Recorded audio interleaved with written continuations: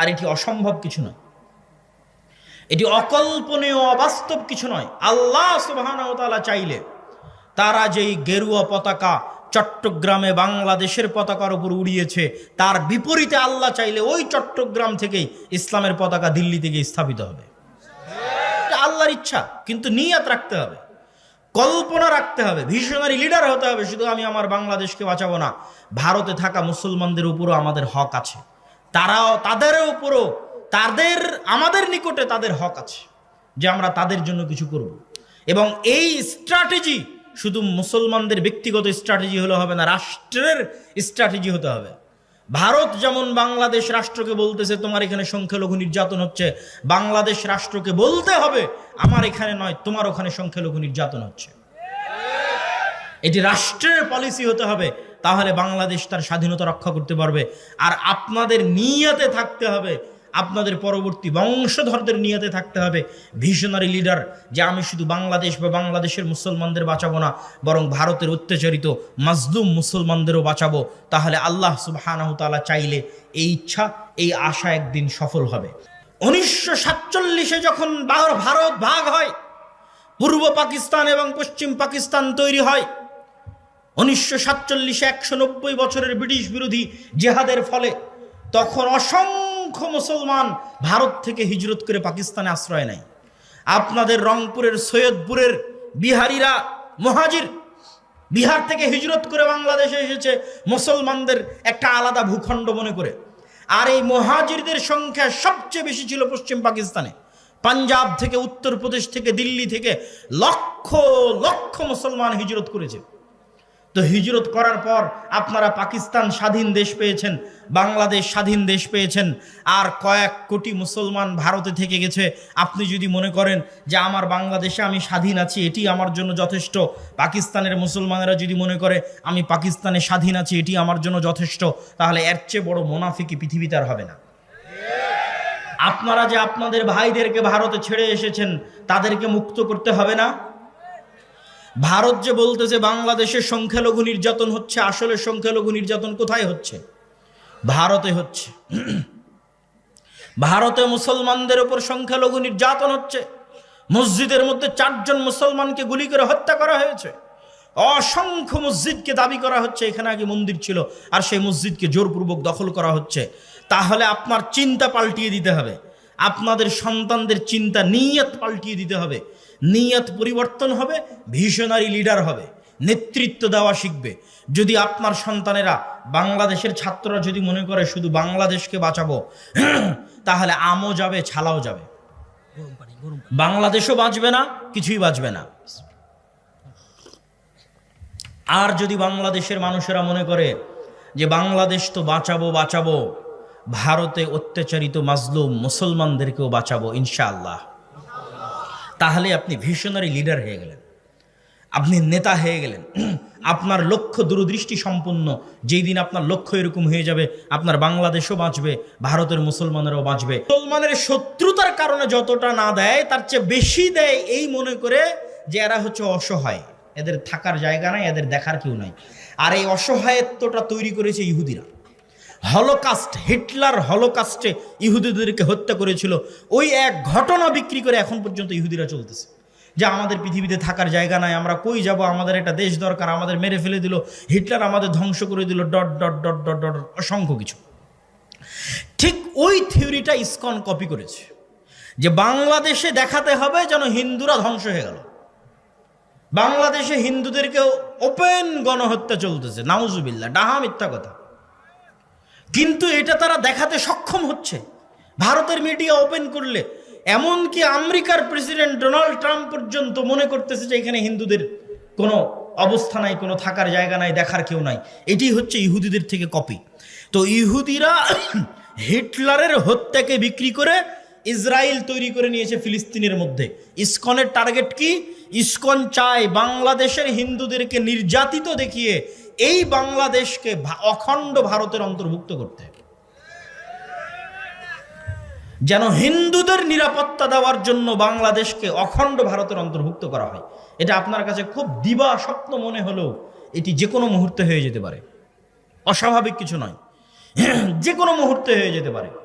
যেখানে আমরা চোখের সামনে দেখতে পাচ্ছি এই দেশে কোনো হিন্দু নির্যাতন নাই, সেখানে আমরাই চোখের সামনে দেখতেছি ভারতের মিডিয়াতে প্রচার করা হচ্ছে যে বাংলাদেশে হিন্দুরা ধ্বংস হয়ে যাচ্ছে। ভারত সরকার বিবৃতি দিচ্ছে তাকে কেন গ্রেফতার করা হলো, কিন্তু ভারত সরকার এটা বিবৃতি দিতে পারলো না যে একজন আইনজীবীকে কেন হত্যা করা হলো। আপনি কল্পনা করেন, আজকে যদি ভারতের মাটিতে মুসলমানেরা দিল্লির হাইকোর্টে কোনো হিন্দু রাষ্ট্রপক্ষের আইনজীবীকে হত্যা করতো, আজকে ভারতে কি হতো? আজকে যদি ভারতে মুসলমানেরা দিল্লির হাইকোর্টের কোন রাষ্ট্রপক্ষের আইনজীবীকে হত্যা করতো, আজকে ভারতে কি হতো? বাংলাদেশ থেকে পর্যন্ত বাংলাদেশের সরকার নিন্দা প্রতিবাদ বিবৃতি দিত।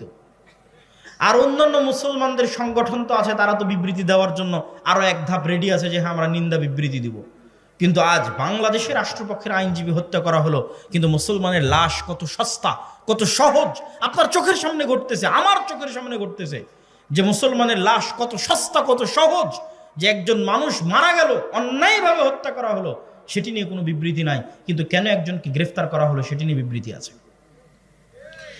এই জন্য আপনাকে বুঝতে হবে যে আপনি যদি দিনের উপর কট্টর না হন, বাঁচার রাস্তা নাই, বাংলাদেশের স্বাধীনতার রাস্তা নাই যদি বাংলাদেশ দিনের উপর কট্টর না হয়। সম্মানিত উপস্থিতি, তাহলে এই যে বর্তমান যে ষড়যন্ত্র চলতেছে বাংলাদেশকে নিয়ে, এটি স্থায়ী ষড়যন্ত্র, এইটির থেকে বাংলাদেশের মুসলমানেরা কিভাবে বের হবে, আপনারা আপনাদের সন্তানেরা কিভাবে বের হবে? আপনি যদি লক্ষ্য উদ্দেশ্য রাখেন ছোট, তাহলে আজীবন ডিফেন্স করতে হবে, ডিফেন্স করতে করতেই দিন শেষ হয়ে যাবে। আর যদি লক্ষ্য উদ্দেশ্য রাখেন বড়, তাহলে আপনার চিন্তা চেতনা হবে বড়। আল্লাহর নবী মক্কা থেকে হিজরত করে এই অংশটুকু না শুনে কেউ উঠে যাবেন না, এটি বলে বক্তব্য শেষ করে দেব। আল্লাহর নবী যখন মক্কা থেকে হিজরত করে মদিনায় গেলেন, তখন যদি আল্লাহর নবী ভাবতেন মদিনায় এসেছি, ভালো আছি, মক্কায় মুসলমানেরা মরে কি বাঁচুক, দেখে লাভ আছে, দরকার নাই দেখার, এটা তিনি ভেবেছেন? তিনি ভাবেননি। তিনি মদিনায় আসার পর তিনি ছিলেন ভিশনারি লিডার। তিনি মদিনায় আসার পর তার লক্ষ্য ছিল কিভাবে তিনি মক্কা বিজয় করবেন, মক্কায় থেকে যাওয়া মুসলমানদের জীবনের নিরাপত্তা তিনি কিভাবে দিবেন। তো ইসলামের রাজনৈতিক ধ্যান ধারণা বা রাষ্ট্র ব্যবস্থার একমাত্র নাম হচ্ছে খেলাফা। কি বলেন তো? খেলাফা, খেলাফতি রাষ্ট্র ব্যবস্থা। খেলাফা যেন প্রতিষ্ঠা না হয় তার জন্যই গণতন্ত্র তৈরি করা হয়েছে। খেলাফা যেন প্রতিষ্ঠিত না হয় তার জন্যই সমাজতন্ত্র তৈরি করা হয়েছে। খেলাফা যেন প্রতিষ্ঠিত না হয় তার জন্যই ধর্মনিরপেক্ষ মতবাদ প্রতিষ্ঠা করা হয়েছে। খেলাফা যেন প্রতিষ্ঠিত না হয় তার জন্য লিবারালিজম, উদারনৈতিক, সেকুলারিজম ইত্যাদি বিভিন্ন তন্ত্রমন্ত্রের প্রচার এবং প্রসার করা হয়েছে। তাহলে যেই তন্ত্রমন্ত্রের জন্মই হলো ইসলাম যেন ক্ষমতায় না যেতে পারে, সেই জন্য সেই তন্ত্রমন্ত্র দিয়ে কিভাবে ইসলাম প্রতিষ্ঠা হবে?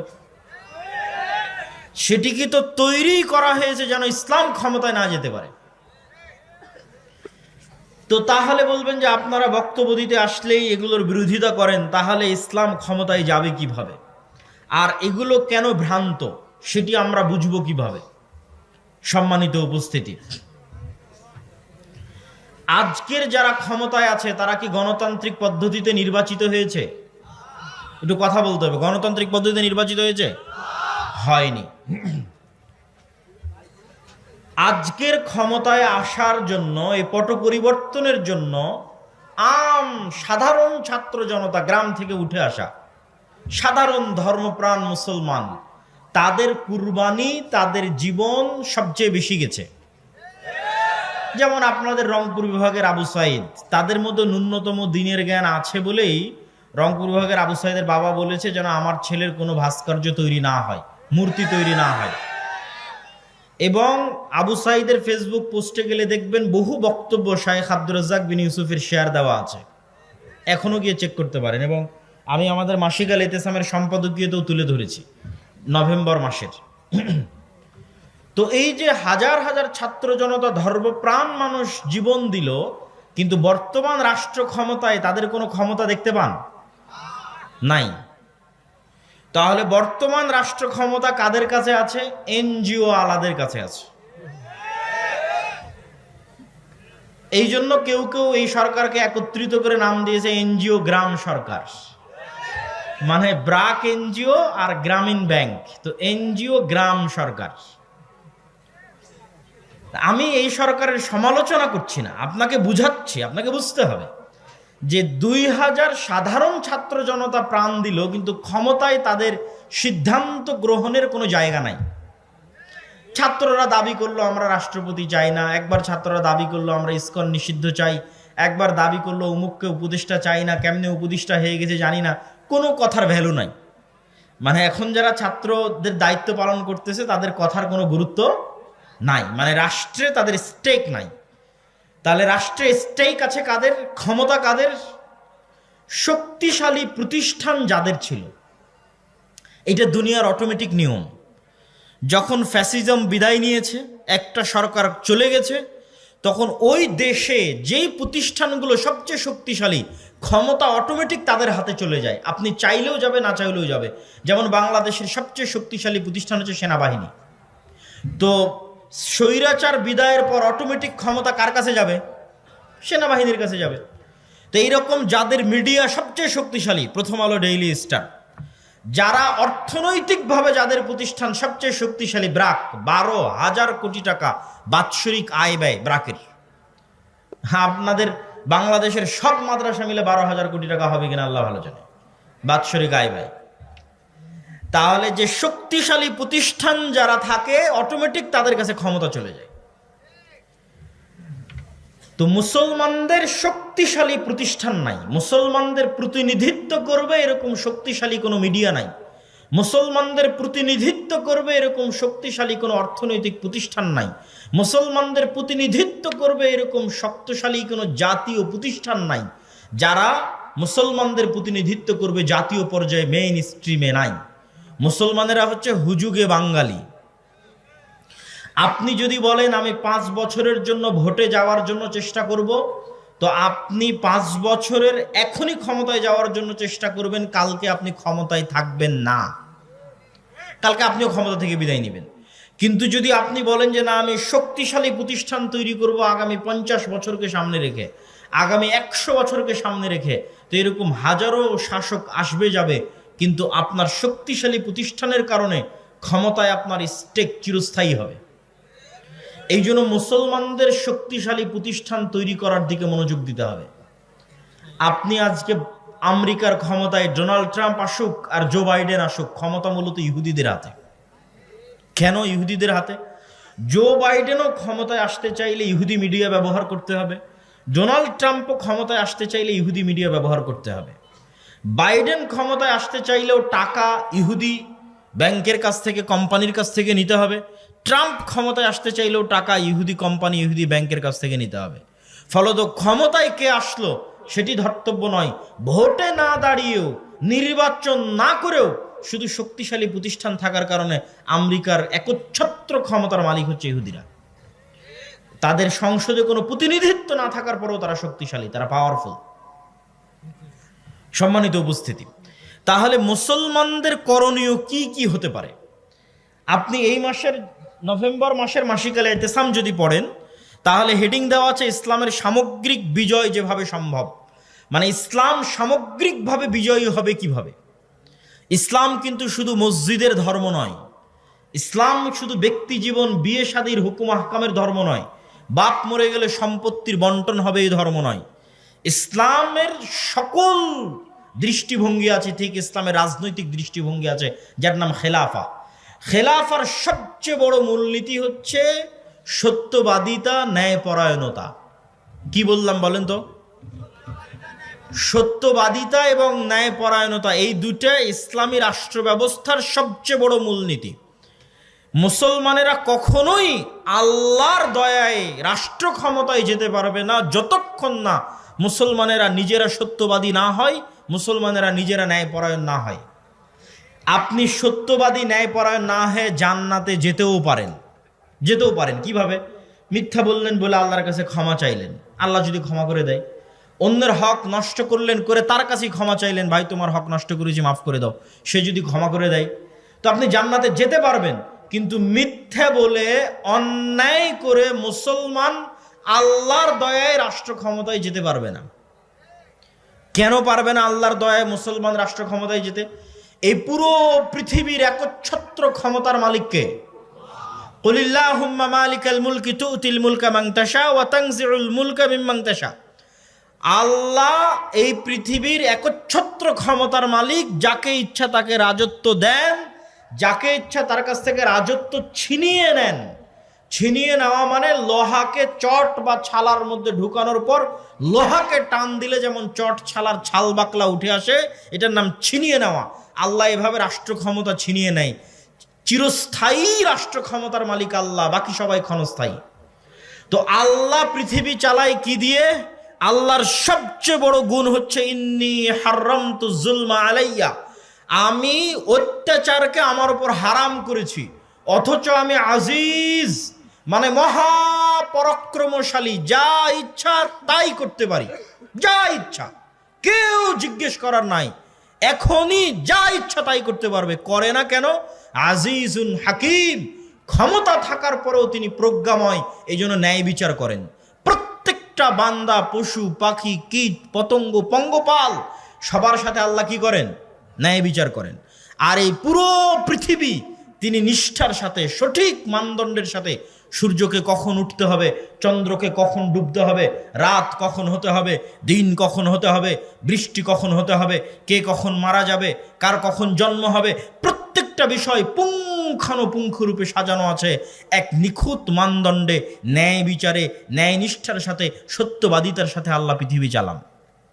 এখন আপনি চাচ্ছেন ইসলামের নামে ক্ষমতা, মানে আপনাকে কার দয়ায় ক্ষমতায় আসতে হবে একটু বুঝেন। আমি চাচ্ছি যে আমি ইসলামের নামে ক্ষমতায় যাব, মানে ইসলামকে ক্ষমতায় নিয়ে যাব। তো আমাকে কার দয়ার দরকার হবে? আল্লাহর দয়ার। তো আল্লাহ তার ক্ষমতা বন্টন করে রেখেছেন ন্যায় পরায়ণতা, ন্যায় বিচারের সাথে। আর আপনি আপনার বোনের সম্পত্তি দিয়েছেন ওই জায়গাতে যেখানে জমির দাম কম। দিয়েছেন না দেননি? আপনি আপনার বোনের সম্পত্তি, আপনার বোন আপনাকে না বলে বিক্রি করে দিয়েছে, এই জন্য মন খারাপ করে বোনকে আপনি আর আপনার বাড়িতে জায়গা দেন না। তো আল্লাহ ওই সম্পত্তি আপনার বোনকে দিয়ে গেছে, কিন্তু এই সম্পত্তির উপর আপনি অধিকার খাটাচ্ছেন। আপনি হচ্ছেন অন্যায় পরায়ণ। আপনি বোনের কাছে ক্ষমা নিয়ে জান্নাতে যেতে পারলেও আল্লাহ কোনোদিন আপনাকে রাষ্ট্র ক্ষমতা দিবেন না। গোলামই থাকবেন। অসংখ্য পদে পদে মুসলমানেরা রাষ্ট্র ক্ষমতায় যেতে পারছে না কেন? মুসলমানেরা মনে করেছে আমি বাহ্যিক যে ইবাদতগুলো আছে, বাহ্যিক ইবাদতগুলো দিয়ে মানুষকে ফাঁকি দিব, আল্লাহকে ফাঁকি দিব। এর নাম মুনাফিকি। এর নাম কি? মুনাফিকি। বাহ্যিক ইবাদত কি? সালাত, সিয়াম, হজ, যাকাত, এগুলো বাহ্যিক ইবাদত। সে আসলে চোর, সে আসলে মিথ্যুক, সে আসলে বাটপার, কিন্তু সেই বাহ্যিক ইবাদত দিয়ে তার মুনাফিকি ঢাকতে চায়। রাসূলুল্লাহ সাল্লাল্লাহু আলাইহি ওয়াসাল্লাম বলেছেন, আরবাউন মান কুন্না ফিহ, চারটা বৈশিষ্ট্য যার মধ্যে থাকবে, মুনাফিকান খালিসা, সে নিখুঁত মুনাফিক। এক, ইদা হাদ্দাসা কাযাবা, কথা বললে মিথ্যা বলে। ওয়াইদা ওয়াদা আখলাফা, ওয়াদা করলে ভঙ্গ করে। ওয়াইদা তুমিনা খানা, আমানত রাখা হলে খেয়ানত করে। আমানত কি? ওসির দায়িত্ব আমানত, ডিসির দায়িত্ব আমানত, প্রধানমন্ত্রীর দায়িত্ব আমানত, প্রিন্সিপালের দায়িত্ব আমানত। আপনি ভাই, এটাও আমানত। আপনি পিতা, এটাও আমানত। আপনি মেম্বার, চেয়ারম্যান, এটাও আমানত। আপনি এসিল্যান্ড, সাব রেজিস্ট্রার, এটাও আমানত। এই প্রত্যেকটা দায়িত্ব হচ্ছে আমানত। আমানতের খেয়ানত করে। এরা হচ্ছে খাঁটি মুনাফিক। তো এই যে খাঁটি মুনাফিক, এই মুনাফিকিটা ঢাকতে ও হজ করতে যায়। বুঝেননি মনে হয় আমার কথা? খাঁটি মুনাফিক, কিন্তু মুনাফিকি ঢাকতে জালসার অতিথি হয়ে দান করে নিজেকে দানবীর দেখাতে চায়। করেনি, প্রশ্ন ফাঁস করে বলছে আমি এই টাকা আল্লাহর রাস্তায় দান করলাম। আমরা আলেম সমাজ ব্যর্থ, বুঝাতে পারিনি যে ইসলাম কাকে বলে। এটা বুঝাতে পারিনি। সে মনে করে নিয়েছে ইসলাম মানে আমি সালাত আদায় করলাম, আমি হজ পালন করলাম, আমি সিয়াম পালন করলাম, বাহ্যিক আমল ঠিক তো আমি ঠিক, কিন্তু ও তো মুনাফিক। আল্লাহর নবী বলছেন মুনাফিক। তাকে যে দায়িত্ব দেওয়া হয়েছে দায়িত্বে খেয়ানত করেছে, কিন্তু সেই মুনাফিকি ঢাকতে ও নিজেকে দানবীর দেখিয়েছে। মুনাফিকি ঢাকতে মানুষের সামনে বলেছে আমি তাহাজ্জুদের সালাত আদায় করি। তো এই ধরনের 2 নম্বরি বাটপারি অন্যায়কারী দুর্নীতিবাজদের আল্লাহ কখনোই তার দয়ায় রাষ্ট্র ক্ষমতা দিবেন না। মুসলমানেরা যদি বলে গোলাম থাকবো না, ক্ষমতা চাই, তাহলে প্রথমত সত্যবাদী হতে হবে, ন্যায় পরায়ণ হতে হবে আল্লাহর নবীর মতো। মুহাম্মদ সাল্লাল্লাহু আলাইহি ওয়াসাল্লাম মক্কায় অন্য কোনো কিছুর জন্য প্রসিদ্ধ ছিলেন না, সত্যবাদিতার জন্য প্রসিদ্ধ ছিলেন, আমানতদারিতার জন্য প্রসিদ্ধ ছিলেন, ন্যায় পরায়ণতার জন্য প্রসিদ্ধ ছিলেন। তার ন্যায় পরায়ণতা, আমানতদারিতা, সত্যবাদিতার অসংখ্য ঘটনা শোনানো যাবে, কিন্তু এতটুকু বলে শেষ করি, আল্লাহর নবী যদি সত্যবাদী, আমানতদার, ন্যায় পরায়ণ না হতেন, তাহলে আবু সুফিয়ান কোনোদিন তার হাতে ইসলাম গ্রহণ করত না। আবু সুফিয়ান আল্লাহর নবীর চিরশত্রু, কিন্তু আবু সুফিয়ান জানে যে মুহাম্মদ সাল্লাল্লাহু আলাইহি ওয়াসাল্লাম সত্যবাদী। আবু সুফিয়ান জানে যে মুহাম্মদ সাল্লাল্লাহু আলাইহি ওয়াসাল্লাম ন্যায়পরায়ণ। সম্মানিত উপস্থিতি, তাহলে মুসলমানেরা যদি চায় রাষ্ট্র ক্ষমতায় যেতে, এক, ব্যক্তিগত জীবনে সত্যবাদী হতে হবে, ন্যায়পরায়ণ হতে হবে। ন্যায়পরায়ণ হওয়া খুবই কঠিন। বহু সালাফে সালিহিন বিবাহ করেননি, স্ত্রীর সাথে ন্যায়পরায়ণতা করতে পারবেন না এই ভয়ে। জিজ্ঞেস করেন আপনি নিজেকে, আমি নিজেকে যদি জিজ্ঞেস করি, প্রত্যেকটা মানুষ যদি নিজেকে জিজ্ঞেস করে সে তার স্ত্রীর সাথে ন্যায়পরায়ণ কিনা, উত্তর দিতে পারবে না সে ন্যায়পরায়ণ কিনা। স্ত্রীর সাথে ন্যায়পরায়ণ কিনা এই হিসাব দিতে কিয়ামতের মাঠে ফেঁসে যাবেন আপনি। বোনের সাথে ন্যায় বিচার করেছেন কিনা এই হিসাব দিতে কিয়ামতের মাঠে ফেঁসে যাবেন। আমরা বাঙালিরা আমাদের প্রত্যেকটা ধাপে ধাপে চরম দুর্নীতিবাজ। প্রত্যেকটা AC land sub registrar, 90% AC land sub registrar, OC, DC, নামাজি, আল্লাহওয়ালা, হাজি, উমরাকারী, কিন্তু নিজ নিজ দায়িত্বে আমানতের খেয়ানতকারী, মানে সব মুনাফিক। মুনাফিকি ঢাকতে বাহ্যিক ইবাদতগুলো করছে। এরা আজীবন গোলাম থাকবে, এদের পরবর্তী প্রজন্ম গোলাম থাকবে। স্বাধীন হতে চাইলে, মুক্ত হতে চাইলে ন্যায় বিচারক হতে হবে, সত্যবাদী হতে হবে, ন্যায়পরায়ণ হতে হবে, তাহলে স্বাধীন হবে, বাংলাদেশ স্বাধীন হবে। 3 নাম্বার, ইসলামকে যদি রাষ্ট্র ক্ষমতায় নিয়ে যেতে চান, তাহলে মুসলমানদেরকে তাদের কলোনিয়াল মাইন্ড সেট আপ, 190 বছর ব্রিটিশদের অধীনে আমরা যে গোলামির জীবনযাপন করেছি, এই কলোনিয়াল মাইন্ড সেট আপ থেকে বের হয়ে এসে আপনাকে কট্টর হতে হবে নিজের দিনের উপর। নিজের দিনের উপর কট্টর হতে কেন বললাম? সারা পৃথিবী তার দিনের উপর কট্টর হচ্ছে, সারা পৃথিবী। আপনি ইহুদিদেরকে দেখেন, তারা তাদের দিনের উপর শতভাগ কট্টর, পৃথিবীর কাউকে পরোয়া করে না, কোনো কম্প্রোমাইজ নাই, তার দিন সে পালন করবে। পাশের ভারতকে দেখেন, হিন্দুত্ববাদী তার নামে, উগ্রবাদী তার নামে 10 বছর থেকে ভারতে ক্ষমতায় আছে, তারা তাদের নিজের দিনের উপর শতভাগ 100% কট্টর, কট্টর ও কঠোর। তারপরও মানুষ তাদেরকে সন্ত্রাসী বলতেছে না, জঙ্গি বলতেছে না। আর মুসলমান শুধু পেয়েছে কম্প্রোমাইজ করা, আর কিছু না। মুসলমান শুধু নিজেকে সাধু দেখাতে চায় পৃথিবীর কাছে, বলে আমি অনেক বড় সেকুলার, আমি অনেক বড় লিবারেল। পৃথিবী বলছে আমি অনেক বড় হিন্দু, পৃথিবী বলছে আমি সবচেয়ে শক্তিশালী ইহুদি। মুসলমান বলছে আমি সেকুলার, আমি লিবারেল, আমি অনেক উদার, আমি অসাম্প্রদায়িক, আমি সেকুলার, আমি ধর্মনিরপেক্ষ, আমি খুব ভালো। অথচ পৃথিবী বলছে আমি শক্তিশালী হিন্দু, আমি কট্টর হিন্দু। পৃথিবী বলছে আমি কট্টর ইহুদি, আর পৃথিবী বলছে আমি কট্টর খ্রিস্টান। আর মুসলমানকে যদি 2টা থাপ্পড় দিচ্ছে, তাও উঠে বলতেছে ভাই আমি খুব সাধু। ওকে যদি হত্যা করছে, তাও বলছে আমি খুব সাধু, আমি সেকুলার, আমি লিবারেল। এই কম্প্রোমাইজ করে স্বাধীনতা টিকবে না। আপনাকে বলতে হবে, পার্শ্ববর্তীরা যেমন বলতেছে আমি কট্টর হিন্দু, পার্শ্ববর্তীরা যেমন বলতেছে আমি কট্টর ইহুদি, আপনাকে বলতে হবে আমি কট্টর মুসলিম। যেই দিন বলতে পারবেন সাহস করে আমি কট্টর মুসলিম, ওই দিন স্বাধীন হয়ে গেছে। ওই দিন বাংলাদেশ স্বাধীন হয়ে গেছে, পৃথিবীর মুসলমানেরা স্বাধীন হয়ে গেছে। কিন্তু কলোনিয়াল মাইন্ড সেট আপ থেকে বেরিয়ে আসতে হবে। কলোনিয়াল মাইন্ড সেট মানে ঔপনিবেশিক গোলামির জিঞ্জির। সারা পৃথিবীতে মুসলমানেরা যেখানে যত সমস্যায় আছে, প্রত্যেক সমস্যার পিছনে ঔপনিবেশিক গোলামির জিঞ্জির আছে। 190 বছরের ইতিহাস। আপনি ইংরেজি কেউ বললে তাকে ভালো কেন লাগে? ইংরেজি বললে তার চাকরি কেন হয়? বাই ডিফল্ট কেন এরকম মনে হয়? অথচ মদিনা বিশ্ববিদ্যালয়ে পড়তে গিয়ে এক আফ্রিকান বন্ধু, তার সেকেন্ড ল্যাঙ্গুয়েজ হচ্ছে ফরাসি। তার সেকেন্ড ল্যাঙ্গুয়েজ কেন ফরাসি হবে? আর আমার সেকেন্ড ল্যাঙ্গুয়েজ কেন ইংরেজি হবে? ও ছিল ফ্রান্সের গোলাম, আমি ছিলাম ইংল্যান্ডের গোলাম। আফ্রিকান কান্ট্রিগুলো ছিল ফ্রান্স, ইতালি এবং স্পেনের গোলাম, আমরা ছিলাম ইংল্যান্ডের গোলাম। এই জন্য আমাদের কাছে ইংরেজি ভালো লাগে, ওদের কাছে ফরাসি ভালো লাগে। অথচ আপনি ইংল্যান্ডের এরিয়া পার হয়ে ফ্রান্সে যান, ইতালিতে যান, স্পেনে যান, কোথাও ইংরেজি নাই। আমি ইংরেজি ভাষা শিখতে হবে না সেটা বলছি না, কিন্তু ফ্রান্স, ইতালি এবং স্পেনের মানুষ জাতিগতভাবে, মনস্তাত্ত্বিকভাবে এতটা স্বাধীন যে সে ইংরেজি শিখতে চায় না। সে বলতেছে আমি আমার ফ্রান্সের ফরাসি ভাষা নিয়ে থাকবো, আমি আমার ইতালিয়ান ভাষা নিয়ে থাকবো, স্প্যানিশ নিয়ে থাকবো। বিমানবন্দরে পর্যন্ত এক্সিটটা ইংরেজিতে লেখেনি। তাহলে স্পেন, ফ্রান্স, ইতালির মানুষ মনস্তাত্ত্বিকভাবে কোন পর্যায়ের স্বাধীন, আর আমি মনস্তাত্ত্বিকভাবে কোন পর্যায়ের গোলাম? কেন একজনকে প্যান্ট শার্ট পরা দেখলে তাকে স্মার্ট মনে হয়, আর আরেকজনকে এরকম জুব্বা পরা, লম্বা দাড়ি দেখলে আনস্মার্ট মনে হয়? এটা 190 বছরের লিগ্যাসি আমরা বহন করে আসতেছি, কেন আমাদের বাপ দাদারা 190 বছর যাবৎ ব্রিটিশদের গোলামি করেছে। তো ব্রিটিশরা প্যান্ট শার্ট পরতো, গলায় টাই থাকতো, এই জন্য ওটা দেখতে আমাদের অজান্তে স্মার্ট মনে হয়, আর ওটা না দেখলে আমাদের অজান্তে আনস্মার্ট মনে হয়। ভাইয়ের সাথে আমার একটা স্মৃতি আছে, স্মৃতি বলতে দেখার স্মৃতি নয়, যেহেতু এই অঞ্চল আমার নানির বাড়ির অঞ্চল, তো ছোটবেলায় আমাদের এই অঞ্চলে কেটেছে। তো ওনার আব্বার ছবির সাথে ওনার ছবি বিভিন্ন জায়গায় পোস্টারে আমি অনেক ছোটতে দেখেছি, তখন বয়স 7-8 বছর হবে অথবা 9-10 বছর হবে। তো তার নামের শেষে লিঙ্কন নামটা ছিল। তো তখন থেকে আমার কাছে এটা অপছন্দ হতো যে একজন মুসলমানের সন্তান কিভাবে লিঙ্কন নাম রাখতে পারে। আমি কিন্তু তাকে তখন চিনিও না, দেখিও নি, কিন্তু আমার আম্মা আমাকে যেভাবে শিখিয়েছে সেইভাবে আমি শিখেছি।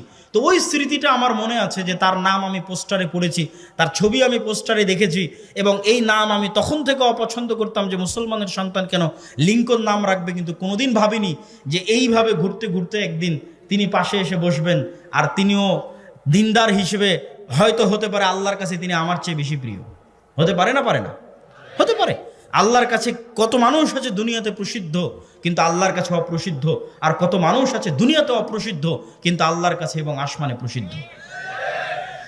তো যেটি বলছিলাম আর কি, এই যে কলোনিয়াল মাইন্ড সেটআপ, যে আপনার নামটা একটু ইংরেজি ইংরেজি হবে তাহলে আপনাকে ভালো লাগবে, এটা 190 বছরের গোলামির জিঞ্জির বহন করে বেড়াচ্ছেন। এটা থেকে ঝেড়ে ফেলে বের হতে হবে না। আমার আরবি নামের উপর আমি সন্তুষ্ট, আমার ইসলামের আকীদা এবং আদর্শের উপর আমি সন্তুষ্ট এবং শতভাগ কট্টর। শিখবেন কাদের কাছ থেকে? হিন্দুর কাছ থেকে। শিখবেন কার কাছ থেকে? ইহুদির কাছ থেকে। একটা শিখকে দেখান দেখি ওর মাথার চুল কাটে কিনা, একটা শিখকে দেখান দেখি মুখের দাড়ি ছাড়া আছে। একটা ইহুদি যদি শতকরা হিসাব করেন ইহুদি পাড়ায় গিয়ে কতজন ইহুদি দাড়ি রেখেছে, শতভাগ 90 জন ইহুদি দাড়ি রেখেছে। আর মুসলমানকে দাড়ি রাখতে নাকি আনস্মার্ট লাগে, এই জন্য মুসলমান দাড়ি রাখে না। মুসলমানকে দাড়ি রাখলে খ্যাত খ্যাত লাগে, মুসলমানকে দাড়ি রাখলে সমাজে মানুষ কি মনে করবে এই মনে করে সে দাড়ি রাখে না। এটা হচ্ছে গোলামির মানসিকতা। এই গোলামির মানসিকতা থেকে যখন বের হয়ে কট্টর হবেন, আমার নবী দাড়ি রেখেছে আমিও দাড়ি রাখবো, তাতে মরি বাঁচি মরবো, তখন সেই দিন স্বাধীন। সেই দিন বাংলাদেশ স্বাধীন, আপনি স্বাধীন। তার আগ পর্যন্ত গোলামির জিঞ্জির আপনার গলায় এবং আমার গলায়। সম্মানিত উপস্থিতি, তো যেটি বলতে চাচ্ছিলাম যে বাংলাদেশ বা আমাদেরকে যদি আমরা চাই যে রাষ্ট্র ক্ষমতা ইসলাম যাক, তাহলে তার সারমর্ম হিসেবে 3টে বা 4টে পয়েন্ট, তারপরে আরও কিছু বক্তব্য দিব গুরুত্বপূর্ণ বর্তমান চলমান কিছু বিষয়, সেটি তো আপনাদের কিছু শিক্ষণীয় আছে। তো সারমর্ম 4টে বিষয় কি কি রাষ্ট্র ক্ষমতায় যদি যেতে চান? 1 নাম্বার, আপনাকে বুঝতে হবে যত তন্ত্র মন্ত্র আছে এগুলো তৈরি করা হয়েছে ইসলাম যেন রাষ্ট্র ক্ষমতায় না যায়। তাহলে আপনাকে আপনার ঈমান বাঁচাতে এই তন্ত্র মন্ত্রকে অস্বীকার করতে হবে। কি করতে হবে? অস্বীকার করতে হবে। আমাই ইয়াকফুর বিত্তাগুত, যেমন ইব্রাহিম আলাইহিস সালাতু ওয়াস সালাম বলেছিল কাফারনা বিকুম, শোনো তোমরা যার ইবাদত করো, তোমরা যেই সমস্ত মূর্তি পূজার ইবাদত করো তোমাদেরকে, আর তোমাদের এই মূর্তি পূজাকে আমি কুফরি করলাম, কাফের হয়ে গেলাম, তোমাদের এই মূর্তি পূজার অস্বীকার করলাম। আপনাকে এইভাবে অস্বীকার করতে হবে যে আমি গণতন্ত্রের কাফের, আমি সেকুলারিজমের কাফের। তাহলে আপনার ঈমান বাঁচবে, ঈমান ঠিক থাকবে, আকীদা ঠিক থাকবে। তো আমি ঈমান এনেছি কিসের উপর? ইসলামিক খেলাফত ব্যবস্থার উপর। আর বাকি যত তন্ত্র মন্ত্র আছে এগুলোর আমি কাফের, এগুলো অস্বীকার করি ওপেন প্রকাশ্যে। কেননা এগুলোর অস্বীকারের মধ্যে ইসলামের ক্ষমতার উত্থান আছে, আর এগুলোর অস্বীকারের মধ্যে ইসলামের ক্ষমতার, এগুলো অস্বীকার না করলে ইসলামের ক্ষমতার উত্থান নাই। 2, আপনাদেরকে ব্যক্তিগত জীবনে সত্যবাদী এবং ন্যায়পরায়ণ হতে হবে, না হলে আল্লাহর দয়ায় আল্লাহ আপনাকে ক্ষমতা দিবে না। আল্লাহ জালেমকে, মিথ্যুককে ক্ষমতা দেয় না, আল্লাহ ন্যায়পরায়ণ সত্যবাদীকে তার দয়ায় ক্ষমতা দেয়। আপনার সালাত সিয়াম তখনই কাজে লাগবে যখন আপনার সালাত সিয়াম মুহাম্মদ সাল্লাল্লাহু আলাইহি ওয়াসাল্লামের মতো হবে। আপনি তো মুনাফেক অবস্থায় সালাতে দাঁড়িয়েছেন। বোনকে সম্পত্তিতে ভাগ দেননি মানে মুনাফেক অবস্থায় সালাতে দাঁড়িয়েছেন। আর আল্লাহর নবী শতভাগ সত্যবাদী ন্যায়পরায়ণ অবস্থায় সালাতে দাঁড়িয়েছে, অন্তর পরিষ্কার অবস্থায় সালাতে দাঁড়িয়েছে। আপনি যেদিন ওইভাবে অন্তর পরিষ্কার অবস্থায় সালাতে দাঁড়াতে পারবেন, সত্যবাদী ন্যায়পরায়ণ হয়ে সালাতে দাঁড়াতে পারবেন, সেই দিন আপনার এই সালাতের পাওয়ার থাকবে, আপনার এই হজের পাওয়ার থাকবে, আপনার এই দিনের দাওয়াতের পাওয়ার থাকবে। 3, কলোনিয়াল মাইন্ড সেটআপ থেকে বের হয়ে আসতে হবে।